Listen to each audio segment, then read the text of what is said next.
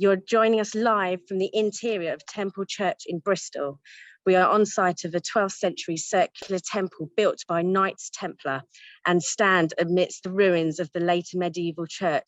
This talk is a collaboration with the Architecture Centre, Local Futures, Economics of Happiness and Festival of Nature. We are welcoming you from here because it is not only a beautiful backdrop with historic significance, but it is also somewhere that the Architecture Centre has been working on with English Heritage and Bristol City Council as partners, working across the city to look at the future of this hidden gem in the heart of the city. This talk is part of World Localisation Day, which is happening on June the 20th. This is an international event with talks happening across the globe. It is in its second year this year. You can connect to these free talks and events from Local Futures website. Events are happening in 26 countries across 6 continents. Local Futures, Economics of Happiness is about building economies and restoring communities. The organisation was set up by Helena Norberg Hodge in the 70s after spending time in Ladakh in the Himalayas and realising the importance of local economies, communities and restorative power and of cultural and biological diversity. So we're just going to go to the slides now. Pippa, if you want to share. So my name, as I said, was Shanks, and I've got a company called Nudge Group, and I'm an architect, and I'm on the board of the RIBA in London, and I teach at Cardiff University. And oh, sorry, it switched too far. Oh.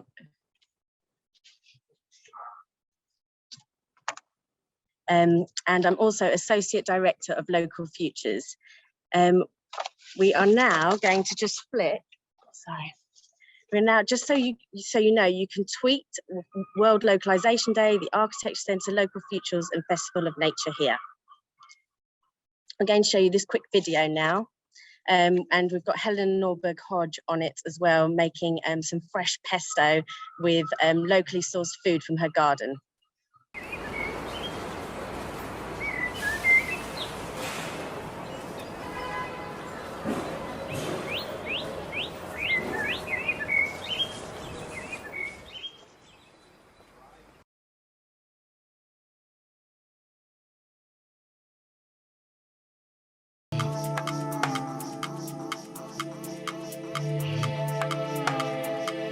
Here I am in my kitchen, just about to prepare a pesto that I make almost every day. I am a firm believer that having fresh food, fresh greens especially, is the best thing we can do for our immune system, for our health. That's why I'm such a proponent of local food economy. If we manage to change the global food economy to lots of local food systems all over the world, we're going to be healing ourselves, our own health. We're going to be healing the planet. We're going to find out what would-be architecture students think about doing architecture, but also about going local for World Localisation Day. They are students from Shape My City on the Architecture Centre course.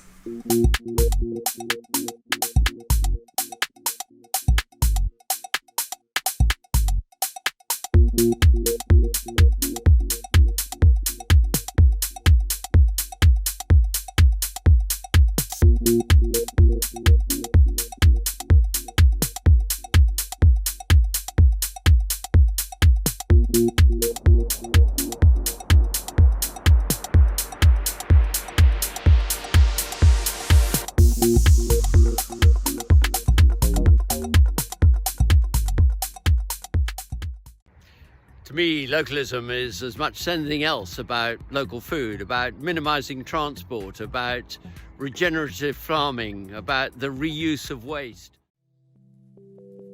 Hello, I'm Cara, and I'm in northern Portugal. This is granite. Granite is intertwined with the culture of the local people. They respect its inherent qualities. It provides shelter,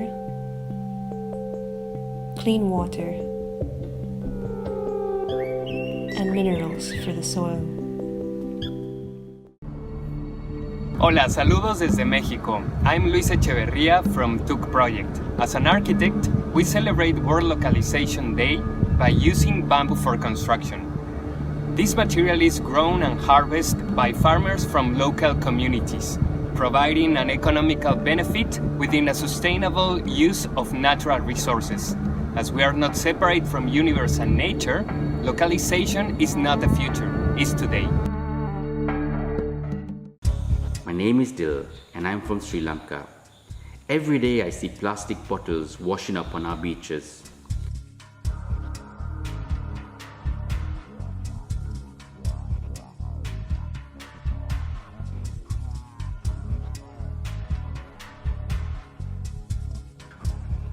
Our roofs are made of thatch and our columns made of wood. Every day, small-scale fishermen bring us our fish.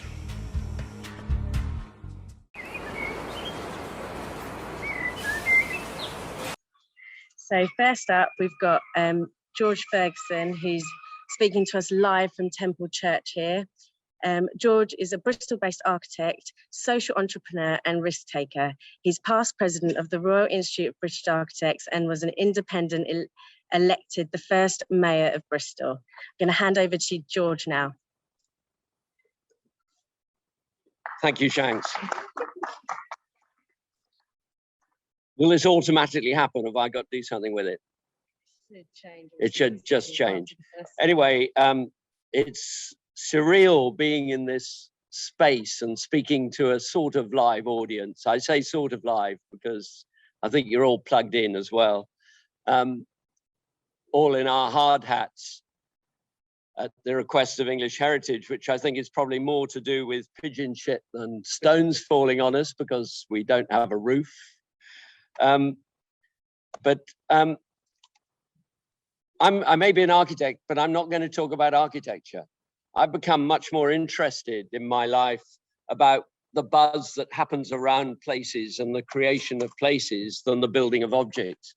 And that has led me to think about, oh, nothing is happening. Not changing slides. Oh, is it? No. Should I do it without slides for 10 minutes? No, that wouldn't work, would it? Because people wouldn't hear. Here we go. Right, okay. Regenerative local economies from farm to fork and back again. My hero food culture is Italy.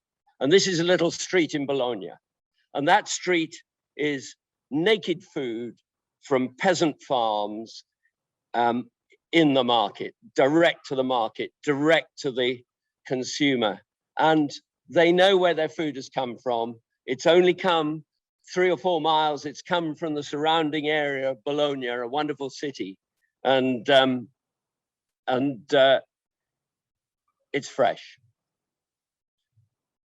I started the tobacco factory project just over 25 years ago because I wanted to combine local culture with local food and activity. And I wanted to make it complicated. And I think that localism is about accepting complication. We hear too often, keep it simple. Actually, what makes good places, what makes good cultures is the complexity of life. And part of that contribution comes from independent enterprise, doing lots of different things. And Bristol, I'm proud to say, is one of the cities that you could truly call, that truly has an independent culture. And it has been my mission, along with other fellow travelers, to do as much as we can to build that independent enterprise and create wholesome, healthy cooking.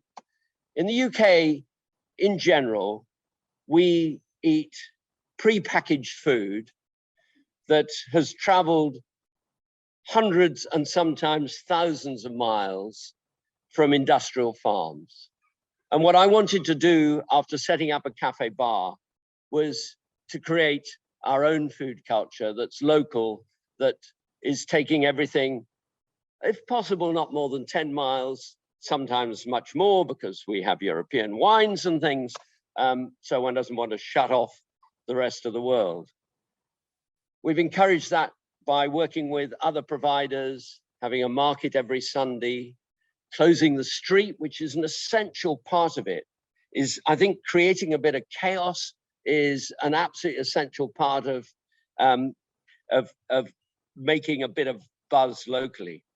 Of brewing our own beer, to begin with, just to brew beer because we wanted to sell our own beer in our own place, and then turning that into a business. And I have to say that we've probably spawned another half dozen breweries in Bristol through our brewers leaving and starting their own thing. And there's a wonderful, friendly culture around the brewing of beer in Bristol. And we're a collaborative rather than a competitive business. A friend leaving the computer industry wanted to start baking his own bread. And so we found a space within the buildings around the brewery for him to do that. And he's recently retired and we didn't want to see it go. So we have absorbed the Mark's bread, which stays Mark's bread. Mark lives on and as part of the whole business. Some of you will know about Bristol Pounds. Bristol Pounds now don't exist as cash, and cash is virtually gone anyway. I don't mind that. But Bristol Pounds was designed in order to circulate in the local economy on the understanding that actually every pound spent in local shops that recirculates is worth 2 or 3 times any sterling pound that's simply spent in a supermarket and shoots straight out of the local economy. Creating a local buzz, this is North Street with the tobacco factory in the background, creating a buzz around local. Local food is worth twice. I mean, I'm a great fan of organic food, but if you put local first, it's worth twice to the environment, twice the benefit to the environment of all farms going organic, for instance. Using, bringing the farm to the city. I mean, this is a plastic cow, but forgive that, or a fiberglass cow.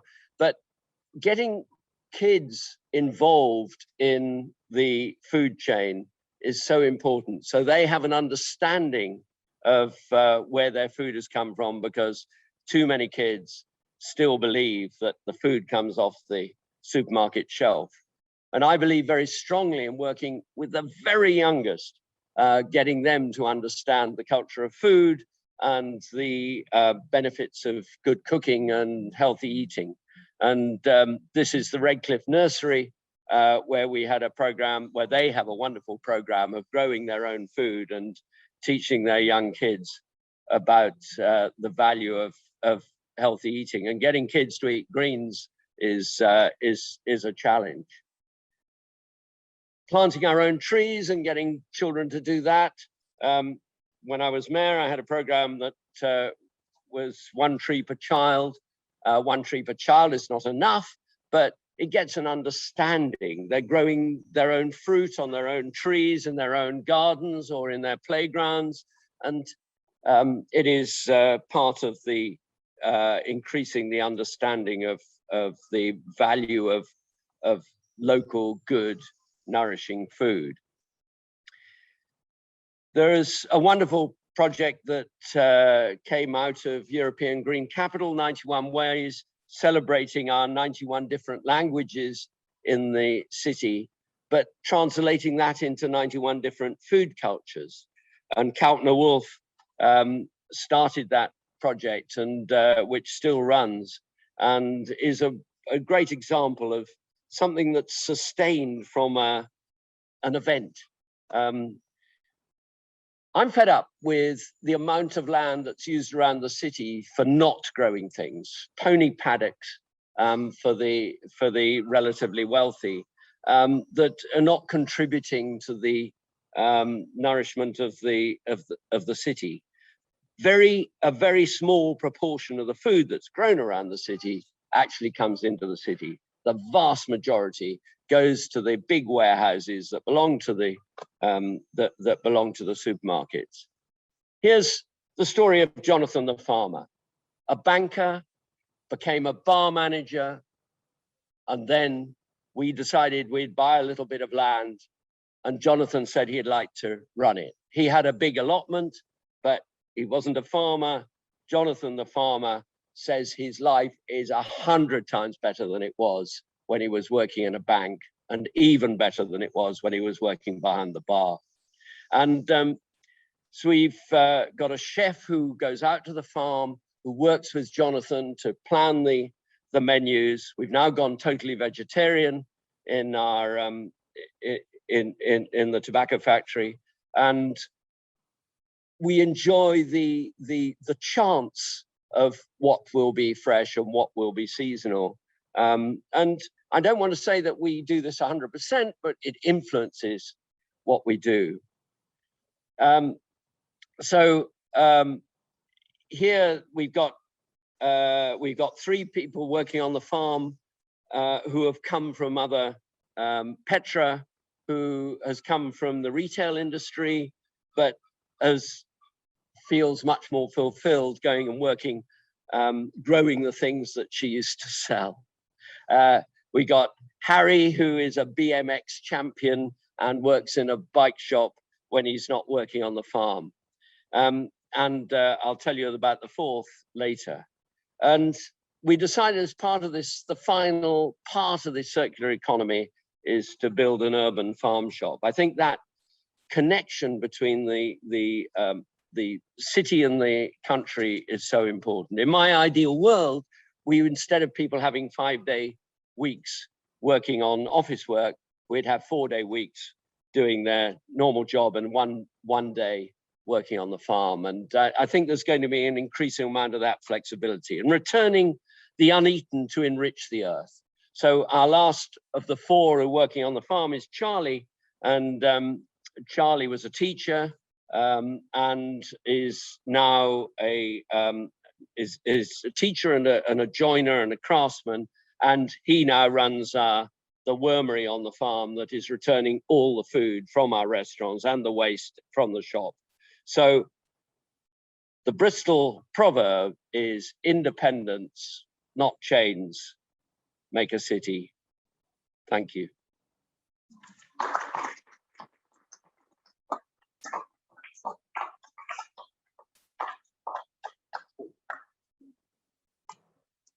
That's great. Thank you, George. That was really brilliant. And I should have mentioned that George had the task of doing 20 slides in 30 seconds a slide, as do all the speakers tonight. So very well done. And you can find George on Twitter there if you want to get in touch with him. I should also introduce you to our live audience. There's 30 people live in the audience today. If you want to give everyone a wave.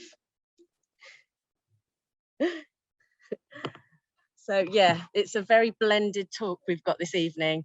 I'm going to leave Pippa to switch to the next slide. We're going to try the very risky option of playing another video now as well. So I'll just tell you a bit about Dilsiri quickly, Pippa, before you move to the next slide. So Dilsiri Welikala, or everyone calls him Dil, speaks to us from Sri Lanka. Born and raised in Sri Lanka, he turned his hobby into an independent, successful business, which within a decade has played a part in transforming the lives of local people in a seaside village called Kolpitia in Sri Lanka. With a hands-on, people-centered approach, Dil has provided jobs and educational training for the local community and tourists in marine and land conservation around his core business of kite surfing at Kite Surfing Lanka. So if you want to switch to the next slide, we'll see how this works out. My name is Dilsiri Welikala. I am 39 years old and I'm originally from Colombo. However, a passion for kite surfing led me to Kolpitia, where I, together with my business partner, started a water sports center and a hotel. Over the last 10 years, it has grown from a 10-bed capacity place to an 80-bed capacity hotel, and Kolpitia now is known as one of the top 10 destinations for the sport of kite surfing. Kolpitia is situated on the westernmost point of Sri Lanka. It is a peninsula. Fishing and agriculture are the main industries of this area. However, tourism has started to pick up here as well. In terms of population, there is a majority Christian, Muslim, and a smaller population of Buddhist in the area. In terms of nature, Kalpitia is a very unique place. On one side, we have the oldest and largest national park in Sri Lanka, Wilpattu National Park, which has elephants, bears, and leopards, as well as the ocean, which have blue whales and sperm whales and dolphins. In between, we have Sri Lanka's largest lagoon system, the Puttam Lagoon, which has unique mangrove habitats. We also have sand dunes as well, which are again a very unique habitat. So it's very rich in biodiversity. What does localization mean to me? For me, localization is about embracing what our community is about. It is about being a positive influence in this community. It is about being interdependent. It is about sharing profits, sharing resources, so that we together can develop as a community and later on as a country as well. Kalpitia is a fishing village, and apart from our daily purchase of fishing from these fishermen, we also support the local fishing societies by means of a monthly contribution to their trust fund. But we go a step further, where we use their boats and their vehicles in times that are not being used, especially during the monsoon season, so that they can get an additional income. We also recruit from the village. Kalpitia is famous for its coconut trees. There are a lot of coconut trees, and from the coconut branches we make thatched roof. A lot of elderly women in the area are into this craft, and so they earn an extra income when we purchase these leaves for our roofs. We are also recruiting or using local carpenters and masons for our construction. And we also look at sharing our profits with others as well. Gone are the days where companies must think about just amassing all the wealth for themselves. Rather, if we share resources with others, we all will benefit. We are all interdependent. So, as an example, in our kite repair center, we work on a 50-50 profit share with our employee, and he as an individual has grown in confidence as well. Being in a community, you see needs, and one of the biggest needs I saw in this community is the lack of quality English education. And so I used my networks to start a simple English class, but the local fishing community really embraced this, and they were so thankful, because in their 45 years, these are adults, no one has taught them English with dedication and enthusiasm. And these are just small examples of how you can be a positive impact. On a different scale, being in the community and working with the local schools and the churches, we realized that there are a lot of needs in terms of infrastructure. So again, I used my networks both in Sri Lanka and overseas to find funders who help build these buildings. So we've built one school building as well as a computer center and numerous other smaller projects in nurseries as well. Kalpitia thankfully has not many supermarkets, though they might come, but until now we are working closely with the local suppliers of vegetables, fruits, fish, seafood. And it's also going a step further to show them internationally that there is more demand for organic produce. So we are trying to encourage these local farmers to think on a global scale, on a healthy scale, and what will benefit the land. Kitesurfing is my passion, and I use this as a tool to bring new employment opportunities, new avenues for our local youth.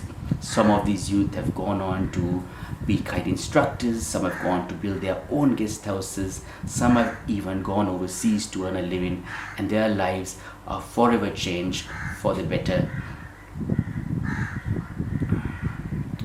I'm also passionate to use sports as a tool to develop people. And Kalpitia being a fishing area, it's funny, but not many of these fishermen know how to swim. So in a bid to encourage swimming as a life skill, I organize a 2-kilometer sea swim sponsored by us, as well as we got the Navy and our entire community involved. And this is going to be a yearly event to encourage swimming. I also like to celebrate through arts and culture. So in April, together with some friends, we organized a festival, a 3-day festival, which was the first of its kind in this village, where we invited local musicians as well as international musicians as well to perform, and the village was invited to be part of it, and their eyes and their horizons were open because this was something new for them. Pollution is big in our area. It's not that pollution is coming just from India, but we also pollute by ourselves, and this is a big problem, and we are trying to find solutions. Reduction of waste, pollution is one way, but there are bigger issues because these people have not much income even to feed themselves. So thinking about pollution is not on their priority, but I'm trying to change this mindset. So I try to be an example, and the simple thing is just take a broom or a rake and start cleaning up. So I do some beach cleanups, I clean in front of our hotel, I clean on the main road, and people see it, and through social media people get more aware and engaged. And the youth, especially the youth, they see that taking a broom and cleaning is not a demeaning job, but if I can do it as a business owner, there is nothing wrong in you doing it yourself. Growing mangroves is another project close at our heart. These areas were once filled with mangrove forest. However, because of development, they have depleted. But we are on a mission to regrow these things. So to date, I have grown 4,500, and we are spreading this to schools as well as other hotels and encouraging everybody to grow these mangroves, because if we take care of nature, nature takes care of us. I am also going beyond my comfort zones, and I am engaging with the local town council, finding solutions. For instance, the town council has 3 garbage trucks for a 250-kilometer area, which is impossible for them to keep clean. So I'm looking at other avenues. I'm also looking overseas, and I'm very proud to we were able to form a partnership with a city council of Berlin, Charlottenburg, Wilmersdorf, and we were able to take our mayor to Europe to participate for the Fridays of Future and to commit to become a sustainable city. It is the first time he has even been to Europe. So these international partnerships will help our little village go on this journey to become a sustainable city.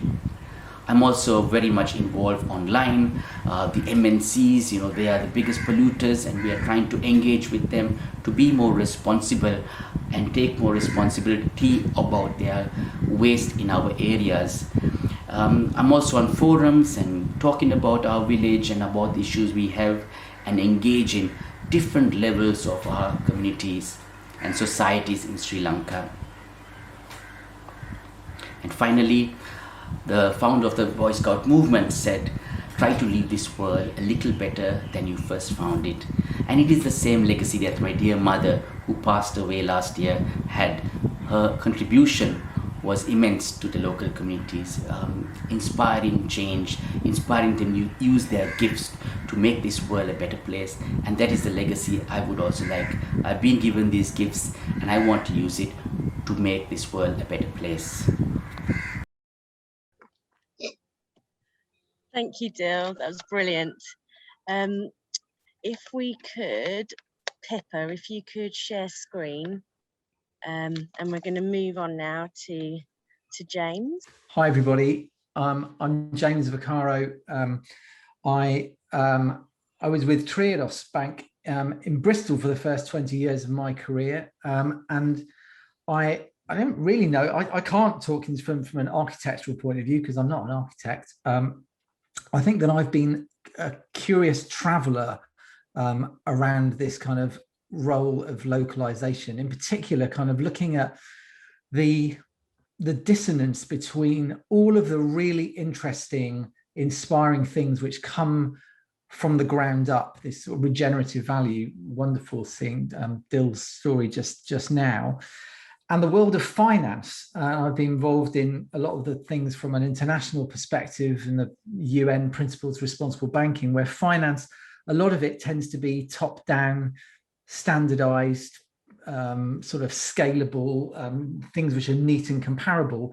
And local stuff tends to be, well, a lot more messy and contextualized and meaningful and co-created. So this is really just a sort of a random associative tour. I've deliberately not talked about Bristol because I've left Bristol now and I'm in Norwich, and I'll just sort of have a few points along the way of what it means to me, with a few of those things in the lens in terms of what finance means, which for me is much more not about the numbers, which is all about separating it from other people. And it's really about how do you finance things, which is about how do you bring people together in the right way to do things of meaning. So I'm going to start my story in origins, and this is actually this is a town in Italy in 1930 called Gragnano, which is very close to Naples. It's where my dad was from in the 1950s. What you see there, it looks like kind of hanging out laundry. That's spaghetti being air dried.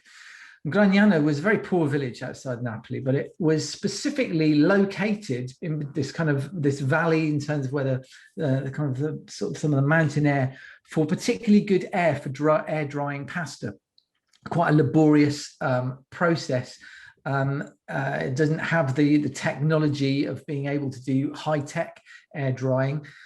And it suffered from the fact that it kind of was always in the shadow of Naples, which you probably know is a bit of a rundown city. It's got much beauty to it, but it's kind of tends to be known by the sort of the world of mafia and crime and waste in the streets, waste, a bit of a toxic waste dumping ground for the rest of Italy, and a waste of kind of potential in terms of high unemployment.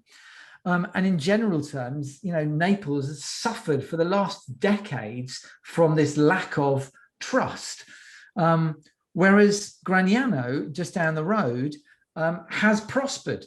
And when you get that kind of granularity of perspective to kind of go, well, in this kind of region, Gragnano is now one of it's the Denominazione Originale Controllo, which is the specially protected pasta brand. It has a festival of pasta. Pasta is its thing. It is called, it's like it's the dried gold. And it has really been able to prosper in the way, in a similar kind of way that sort of, you know, despite being poor, microfinance in a lot of countries has been seen to kind of be high trust. You need to have this kind of granularity to not be swept over from what you might see from a long range as being a part of the world which has got problems.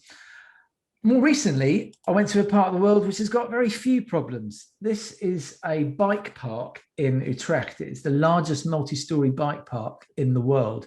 And it's absolutely colossal, incredibly well organized, as you can imagine things might be in a Dutch city, wealthy, urban, chic. This is what it used to be like when I was living there. Brilliant for parking the bike up at the station if you were going to work. Not so great if you had a night out and you wanted to remember where you'd parked your bike the night before. And one of the things which kind of looks interesting about the Netherlands, and there's a lot of jealousy I've recognized from Britain about, oh, aren't they really evolved in the Netherlands? The bike policy in the Netherlands came from a reaction to the fact that it was very crowded with cars and there was lots of car accidents and it was just congested. So there was a kind of an uprising from the people. If you take the sort of the story in the East, in Beijing, a mostly bike culture has gone the other way. This is Beijing in the daytime, now kind of completely clogged up in traffic despite the smog.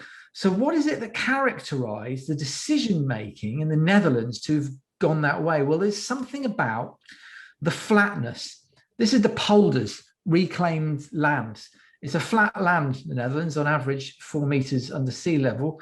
But here it's not just about flat lands, it's about flat society. In the polders, there's agreements, very complicated, ground level negotiated agreements between different farmers based on the fact that if you do something wrong, we're all flooded. That leads to a bottom-up pressure. It's not done hierarchically. In fact, the Dutch are the least hierarchical nation on earth. The Dutch army sort of don't have very good discipline. Independence is sort of learned at a very young age in schools. And in particular, the whole language around sort of power and hierarchy, the word boss comes from the Dutch name Bas, which is just an ordinary Joe, a first among equals. And that kind of leads to a lot of individual creativity, entrepreneurship, things rising up. It's a massively entrepreneurial country. You get a lot of public art, you get things springing up. The first slide in my slide deck is people just jemmying up the paving stones outside their house and planting plants and trees. Not because there's a law or a policy for doing it, it's just because, well, why? Who's stopping us? And as a consequence, that outpouring of being able to do what you want to do leads to very high quality of life. And it leads to upcycling on a grander scale. This is Amsterdam, this is De Hallen. So this is an old tram factory which has been repurposed and upcycled. There's a thriving market, a hotel, cinema, being able to kind of use and blend heritage, but not to be prissy about it and say, oh, this is very old and it needs to be conserved. It needs to be regenerated and upcycled and used in a way that makes sense for the people. This was this is one of the demonstration sort of Triodos projects that we financed a few years back, and is one of the most desirable neighborhoods in what was kind of not a nicest part of Amsterdam before. What would it look like to have that kind of ground up over here? Well, this is a citizens' assembly, which is kind of popular. I'm sure that there's plenty of people in Bristol who are familiar with these. We're kind of having to practice from the ground up, and it feels a bit awkward perhaps, but you've got to start somewhere. And it is just a start. And as we build things in terms of decision-making processes, we can get to bigger things, so more infrastructure. This is community renewables. I cheated by having at least one slide, which was Bristol. This is the Avonmouth turbines from Thrive Renewables, which I used to run some time ago. And there is actually quite a culture now of getting together and supporting community energy, community infrastructure, community business, being able to invest in it, to feel that it's part of something which belongs to us, not being strict about it from well, it has to be local within certain bounds, but making it feel connected and relevant. This, however, is the alternative, the top down. This is a bridge this is actually in Darjeeling, India, where I did some fantastically interesting projects on tea estates. But this is a bridge which was constructed and there's no road at either end. I could have shown you the picture of government-funded housing in South Africa, which was built without a roof, with the idea that you're going to have a roof funded by loans, and then there's loads of houses without roofs. This is what happens when things are top-down, as opposed to the vibrancy of bottom-up regeneration projects. This is an amazing project called Common Land, who are restoring ecosystems based upon a model in the Luce Valley in China. Massive amounts of places which were formerly deserts, and bringing nature back to life. But the one insight that they got from the very beginning was you have to do this with local partners, with things which don't just use local species, but use the culture and story of the local land in order for this to work. It doesn't work when it is just beamed down from space. This particular slide is the kind of the antithesis of that. This is a pipeline, an oil pipeline in the Arctic, where oil companies are quite literally chilling the Arctic again, despite the global warming that they're causing, in order to protect their pipelines from falling through the ice, which is melting. How can they get away with that kind of, crass contradiction in logic? Well, who's around? And they've been able to sort of do it because it's out of sight, something which would never happen when you get the local engagement. Geoengineering again, the sort of, if you read Bill Gates, who I've time for in terms of the kind of the intellect, but a lot of the geoengineering story of addressing climate feels like it's precision beaming down solutions as if communities are not really there. And it can be doomed often to failure and often to unintended consequences of things being dumped on. These snow-capped mountains that you might see, some of you might find that this is a familiar picture. Those snow-capped mountains are in fact piles of shit. These are farms in Nebraska where there's so much intensive agriculture that there's not enough places to spread the manure on a locally relevant basis. So it just piles up in mountains and disturbs the local community with a smell which passes for miles.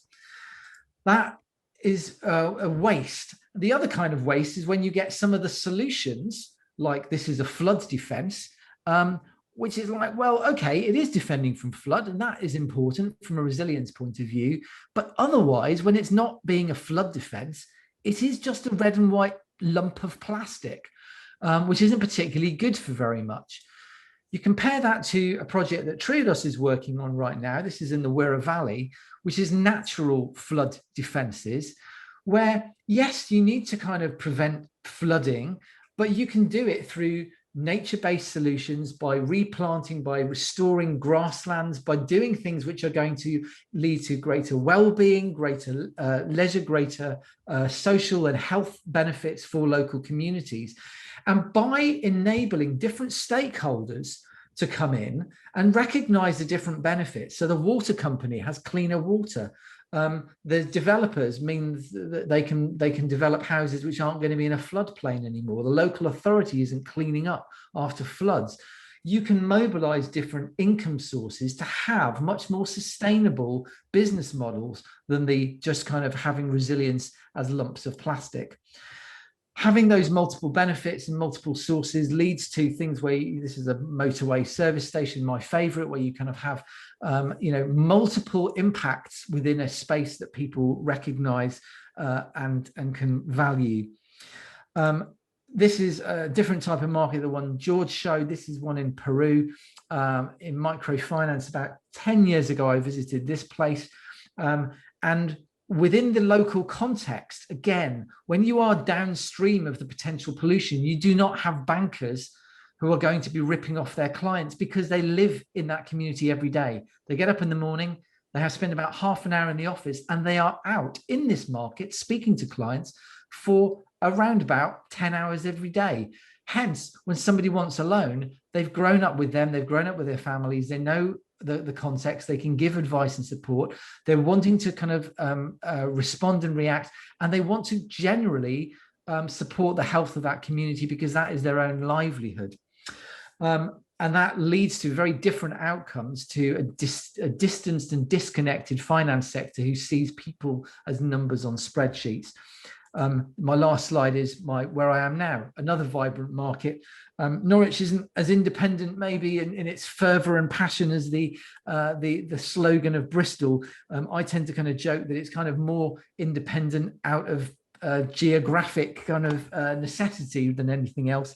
But there's vibrant kind of community solar projects. There's a lot of independent trading and story in Norwich, which has got a deep history. And I've only been there about 3 months before lockdown started. So I'm continuing my curiosity journey. Thanks a lot, and glad to join you all. Thank you, James. That was wonderful. I've been wanting to hear you speak for a very long time, so it's really great to be able to get you online. We're going to move on now to Judy. Okay, here we go. Here we are. So good evening to you all. Before I start, I would like to say that I always deliberately put a lot of text on my slides because people like to have notes, and you're welcome to have the PowerPoint. So no need to take notes or even try to read everything because you can have it afterwards. Just enjoy the talk. So, you know, people are really the ultimate force for change. We need to care, share, and dare to negotiate the context for inclusive participation. It's not easy, but all of us at all levels can use our passion, our knowledge, and our skills to shape our local future.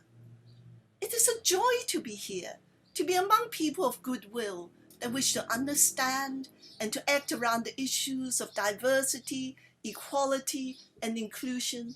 In the UK, it is an optimistic picture because a number of people that are of goodwill far outnumber races that do so much damage. But goodwill is never enough. It must be turned into action, and then it is powerful. It is only a few days since Derek Chauvin was convicted of murdering George Floyd. Black Lives Matter, against the context of this event over a year ago now, has sent a wave of emotion, not only nationally, but internationally through the world, giving impetus to this area of concern in our increasingly multicultural world. Not long ago, I wrote to many of my friends and colleagues. I said, I stand with my Black brothers and sisters on this momentous day of the conviction of Chauvin for the murder of George Floyd. So much remains to be done. There is only one race, human race. Now, may I share a poem that I wrote on that special day. It is as if on this day, I walk into the bright sunshine and find no menace in the shadows. I let myself savor an illusion, a delusion, just for a little while. For since Floyd's slow, long, dark death, more had died each and every day. With no memory or rare justice, the struggle carries on after we pause to celebrate, just for a little while. For now, walk with me in the grand illusion, in the seemingly endless sunshine, in comfort, just for a little while. And today at this moment, I feel that all of you are walking with me in that sunshine of goodwill. The sentence, one race, human race, is so important. Let us remember together a scientific fact that we do not think about often enough. Science tells us that we all came out of Africa. We have traveled across time, separating ourselves and creating that intrinsically human thing called culture, settling in different places and then forgetting we ever moved, giving rise to fantasized separateness. Africa. Judy, I just wanted to check. Are you the slides aren't changing? I'm not changing them Oh, regularly. okay. Yes, okay. I am about to do so. Okay. Africa is our ultimate country of heritage. Cultures combine and evolve, mainly through selecting what we like from different cultures. Look at the great traditional British Christmas dinner, with all its main features coming from elsewhere. Indeed, the uniqueness of cultures that exist are the unique combinations of elements of different cultures. When thinking about local cultures, it is crucial that we recognize the power of replicable initiatives. People have agency. Let's dare to enable local initiatives that benefit and embody social and cultural meaning. Minorities are urban. Where we live and work matters most. Most of us live in the most deprived areas. Environmental and non-environmental organizations need to work together in an integrated way to transform the local environment, bringing together environmental and non-environmental themes, such as health and well-being. Indeed, we are not at square one. The work of Ben, started over 30 years ago, meant that there is now a rising generation of environmental participants, activists, and experts. About a year ago, The Dog Society approached the media and asked, why are strong multicultural voices not visible as appropriate? Their answer was, where do you find them? Dog Society then undertook a research project and created the Climate REFRAME database of 100 of the most established multicultural voices. So there's now no excuse. There's an open database for the media, conference, and workshop organizers. It is notable that 100 voices are part of 100 networks. It is powerful. This great initiative is poised to move into a second phase, including not just established voices, but emerging one, and we hope we will hit 1,000. Help us to find them. I will now move on to share some significant actions and stimulating examples. Here's a great example of a high-profile, inclusive public engagement event, confirming local historical identity and building a sense of belonging. People restoring the 9 elms, putting in the missing tree in that locality called 9 Elms. Building capacity to reimagine urban space is also of paramount importance. The Everyone Everyday Project initiative has an elaborate community program, including extensive maker spaces. Indeed, we need to think out of the box. And look at this. This is Brixton. Anything can be made into a point of creativity. And here is Kilburn Underground, which has turned their windows into planetariums. Reframing our streets is really important. It's difficult to find new land for more parks and gardens, but we can transform whole residential neighborhoods off our own bat even without funding. This is what some neighborhoods have done. People have agency. Forward-looking local authorities allow planting in tree pits and the taking up of paving stones and other elements like leaving pots on the pavement and so on. As long as a buggy or wheelchair can comfortably get through, nobody is worried. All our streets should be like this, extending our urban forest. Food growing is all the rage. This initiative started by giving away 5,000 plug plants, but in 3 years, the demand grew to 50,000. They feel like they're helping to feed the whole of Lambeth and allow them to be in contact with nature through food. All of Lambeth's primary schools work with natural thinkers for outdoor learning. They have great pointers. There's a list of 10 commitments about what spaces need to do for children. It is so effective that the National Children's Bureau is supporting the rollout of the initiative across the whole of England. The city fringe is another area that can be a great opportunity for initiatives. The Sikh community planted a native woodland for everyone to enjoy. This city fringe project at Nottingham's Bestwood Country Park commemorates the 300th anniversary of the launching of Khalsa, their holy scriptures. The grand spectacle is a thing of the past. If you go to the woods now, you see only trees, nothing but trees. But for the Sikh community, it echoes as a place of cultural meaning. Attention to human processes is absolutely fundamental. And London National Park City is a great big idea where they are actually building an inclusive movement. They have how-to guides, resources, informations, programs of activities, and networks. They do signposting.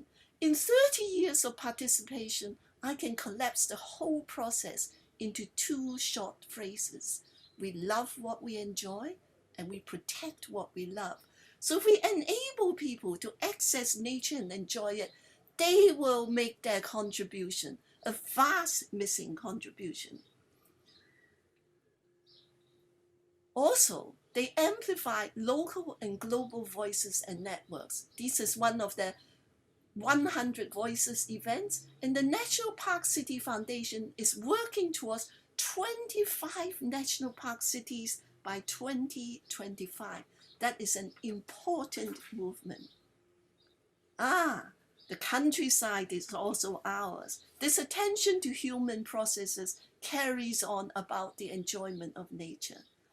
We should allow people trips as of right to our most beautiful natural places in the countryside. We cannot be prisoners in our cities. Knowing nature at large inspires very different local actions and rich local futures. So, last of all, we must remember that local actions sit within national and international frameworks.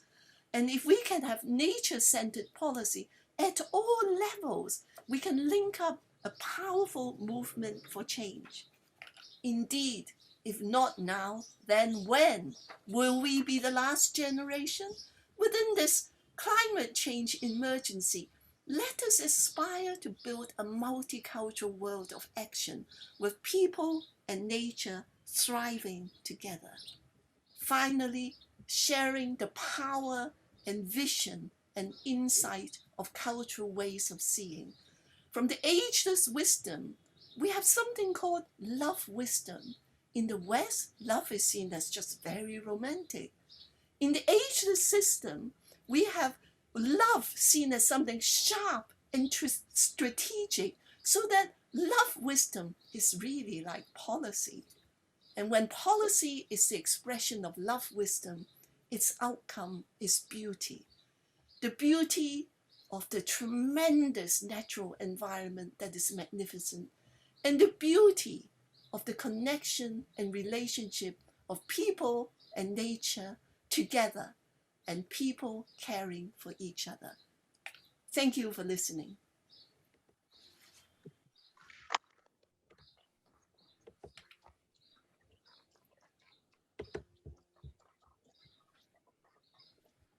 Thank you very much, Judy. We're now going to move to our final speaker.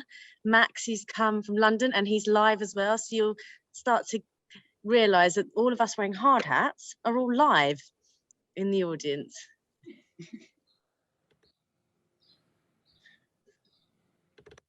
So, okay. Is it? And going to start moving between the slides? Yes. Yeah. So Pippa, if you want to go to the next one, okay. and then we're ready to go. Yeah. Great. Well, hello everybody, and this is novel and very, very exciting, and it's great to be in this amazing space and speaking to real people, and as well as everyone that's joining online. So my name is Max Farrell. I'm the founder of an organisation called the London Collective, and we're a group of built environment experts and creatives that collaborate on projects in a bottom-up way. So we have architects, engineers, landscape designers, and we have people that have niche expertise in things like zero carbon, social impact, modern construction methods, and even things like semiotics. So we describe ourselves as like a one-stop shop for projects. So in terms of putting together this talk, thought this is a really interesting time that we're all living through. And in terms of localization and town centres, there was a lot of change happening before the pandemic, and 20% less footfall in town centres, 1 in 4 businesses had already closed. These things have accelerated. So how can we use this as an opportunity to reinvent town centres now that there's other changes like working from home? We're all rediscovering our local centres. How can we use that positively to reimagine what town centres should be for? So we've come up with these 5 principles, and I'll sort of talk you through them one by one, and I'll trying to stick to the 30 seconds per slide here. But we think it's important to come up with some overarching principles that can then help all the different players involved, because town centres are very complex, and you've got the public sector, the private sector, you've got the community.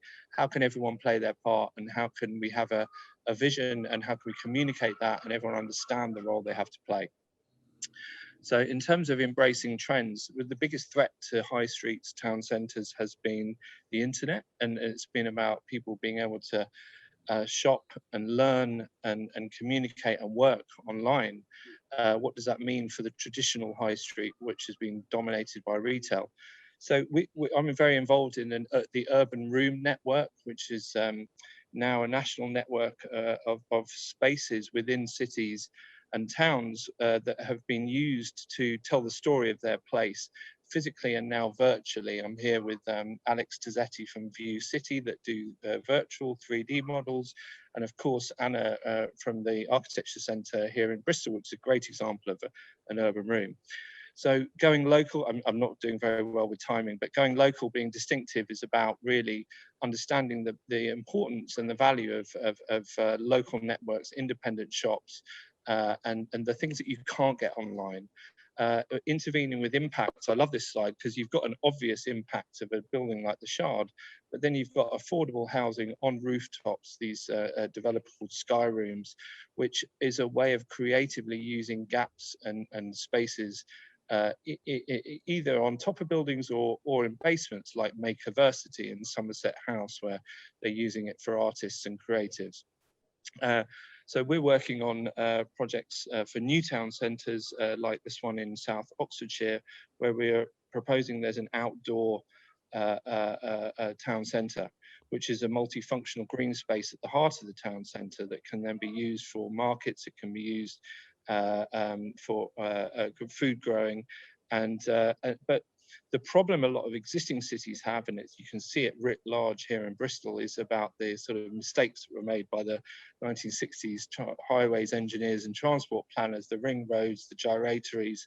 How can we retrofit and heal these transport-led systems to make them humanized and make them prioritize the pedestrian, put in pedestrian crossings, and be creative and imaginative. Leading collaboratively is about being bottom up and understanding all the different stakeholders involved, but having a community-led vision.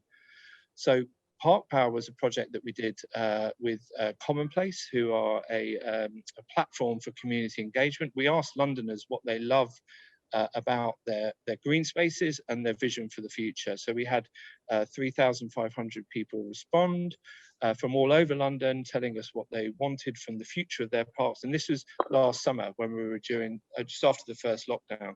So we had this amazing kind of body of evidence to then start to build ideas and recommendations about the way that we might use green spaces differently and more in a more multifunctional way. Because there's this paradox of them being more highly valued, but also under a lot more pressure with different types of users. So how can we mediate that, and how can we embrace technology? One of the big messages we got from the public was they don't want to be able to work from parks, but technology, if it's going to be used, should be invisible. And it might be that we have smart bins, it might be that we have self-cleaning toilets, but really it's about nature and quiet and access to green space and being somewhere that's an escape from the everyday stresses of urban life. There were some really interesting things that led us to then categorize parks, and I think that's what's coming on the next slide, is that we found that different green spaces are used in different ways. So we and parks haven't been classified in this way by use before. They've always been classified by either heritage, age, or size. But we found there was omni parks where everything happens. So that you might have outdoor swimming, restaurants, cafes. Urban oasis, small sort of green lungs that were very not landscape or picturesque, but very intensively used. So we came up with lots of recommendations, and these were on different themes, and this meant that the different members of our collective got to kind of come up with ideas and thinking around things like access to nature, zero carbon, technology, culture and the arts, and so on. So there was a lot that we did, and there's a link here, and it would be great if you wanted to find out more. you can go on the website, and it's an ongoing thing where we're still getting feedback now from the people that took part on the recommendations. But here's just a few that really came out sort of loud and clear from the public. So food growing, experimental growing, particularly around education, and really interesting about George was talking about in terms of making people more aware of where food comes from, you know, how far avocados have traveled before they come to your plate, seasonal food, and the fact that maybe we shouldn't expect to eat all types of food at all times of the year, and the impact that has on the planet, on the carbon footprint. Inclusive places, and again, this is really interesting what Judy was talking about in terms of the ethnic communities tending to be more urban, and actually what we found with green spaces is there's this really interesting urban planning issue where the closer you are to a green space, the higher value your property then tends to be. So the people who are less affluent get pushed further away from the green spaces. So not only how can we make more green space more accessible to people, but how can we make it more usable for different people in terms of different sporting activities? Should it all be about sort of middle class activities, tennis and so on, or should there be more accessible sports like basketball and even outdoor food for ethnic communities and so on? And also being safe spaces for women at night, and smart parks, renewable lighting, intelligent lighting and so on.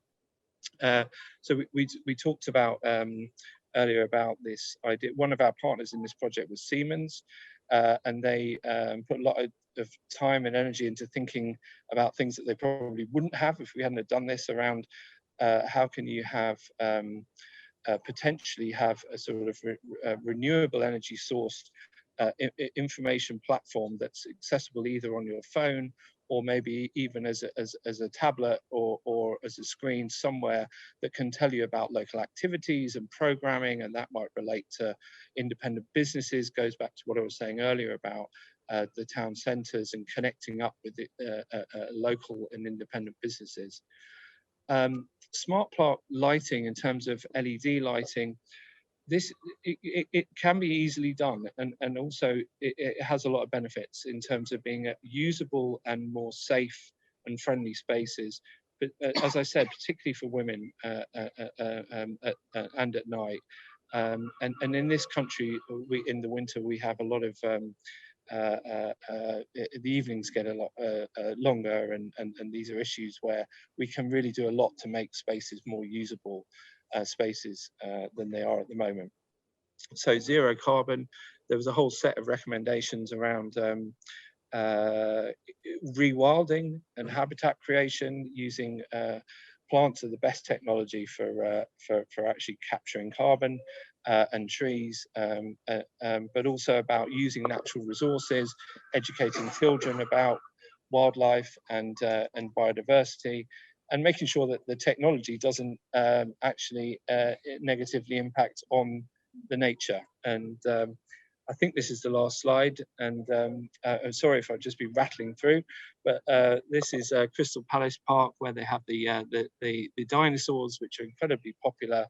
It was voted actually the most popular park in London, so to a lot of people's surprise recently, partly because it has these amazing sort of a fusion of art, culture, green space, something that we've all learnt to really value so much more in the last sort of year and a half. And so that's my talk. So thank you very much.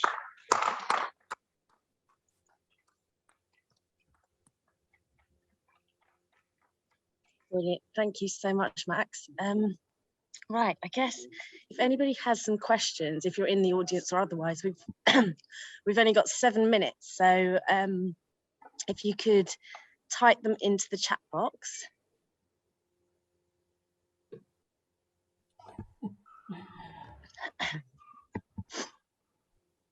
Someone's asked for your contact details, Max.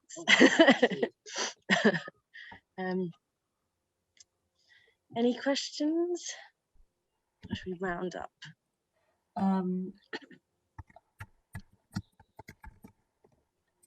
I've got a question, Shanks. Yep, go for it, Pippa. Are there any disadvantages to localism? Who would you like to target that question I as? don't mind. George, do you want to come and, are there any disadvantages to localism? Well, yes, less pineapples, fewer pineapples even. Yeah, so I think if people see, I mean, we need to change the language to a much more positive language, I always say. People see environmentalism as stopping things. Actually, I think if we turn that around and see it as positive that we can eat more seasonal local food rather than have a desire to eat avocados flying 5,000 miles, pineapples flying 5,000 miles, Australian meat flying 10,000 miles, you know. So I don't see it as a disadvantage, but I think some people would. May I come in on that? Yeah, please. Well, if you belong to a minority and you happen to be in an area where there's very few of you, then being just local without being linked into vast networks and so on for support is a real problem. So being linked into other networks is a layer that many minorities actually need in order to feel locally confident. And, you know, although we are ethnic minorities, not every ethnic minority person is an expert in ethnic minority participation. You know, we get asked to do all sorts of things about ethnicity just because we're from a different culture, but we sometimes have not got those expertise. And we need the expertise coming in from another direction in order to facilitate the inclusive actions and facilitation of joining in with local activities that is so necessary. Thank you. I might add a complementary perspective to it, which is, I mean, localism, for sure, there's lots of things in terms of flying food around the world, which is kind of crazy, but there's a difference between the kind of the localism, which is community, which and connection, which I think everybody experiences as beneficial, and the localism, which can be exclusionary. And at the moment, we have a very divided world with huge inequalities. I mean, not just in terms of within communities, but across communities, and the need for redistribution, whether it's sort of north, south, or within countries, is important. And it's about being able to find, how can we kind of find the same degree of connection that we understand within communities, which we experience when we're together, across different divides geographically. And I think technology can play an interesting role in bringing people together. And obviously technology has kind of been quite well known for keeping people within their bubbles, you know, whether it's down their street or in different countries. Or sometimes letting us down. But yes, agree. And we've got a question from Ted. Ted, do you want to, you're in the audience, aren't you? Do you want to unmute yourself and ask your question? Oh, have I achieved that? Hey, great. I feel so modern. Yes, we talk a lot about all the wonderful things that we can do locally, and the challenge implied in the last question is perhaps how do we get to scale, and how do we actually make sure there's proper investment in local stuff rather than simple little projects that make a small difference but everything else carries on the same. So my question is, how do we link finance and people and localities with the changes that we're talking about in this colloquium? Good word. I think all of us really need to get better at campaigning, whether it's at a local level or a national level, because unless we do that, we can't get the resources that we need, because we might need certain resources that come from local government, but other resources need to come from regional or national government. And this is where being local is all very well, but it sort of sits inside concentric circles of enablement of what you want to do. So to realize that, to get the best out of what is local, of course, being local means that you're very close to everything that you want. You're closer to the community, you understand the local picture and so on, in a way that the national people don't understand. But national policy in the end has to arrive at being local. And so that understanding of what you need and so on has to actually join up the dots into the national and the regional so that it can actually be released at the national level but come to the local.